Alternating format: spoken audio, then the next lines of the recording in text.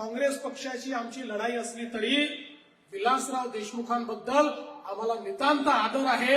या महाराष्ट्रातलं एक महत्वाचं नेतृत्व होते. मोलाचा वाटा आहे म्हणून ज्यांचा आपण आदर करतो त्यातलं एक प्रमुख नाव हे विलासराव देशमुखांचं आहे. हे सांगताना मला या ठिकाणी कुठलाही संकोच नाही. आणि म्हणून 2 दिवसापूर्वी या ठिकाणी काही गोंधळ तयार झाला, काही कन्फ्युजन झालं. आमचे अध्यक्ष या ठिकाणी आले होते.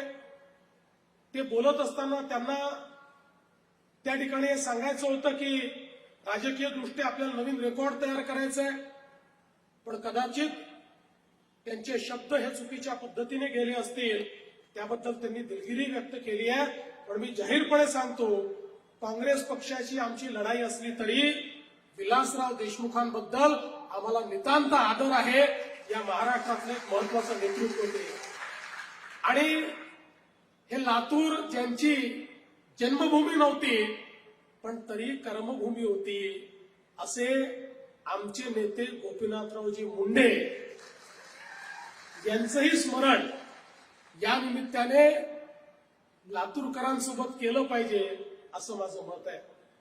आणि म्हणून खऱ्या अर्थानं मला असं वाटतं की या भूमीमध्ये नेतृत्व तयार करण्याचा एक गुण आहे.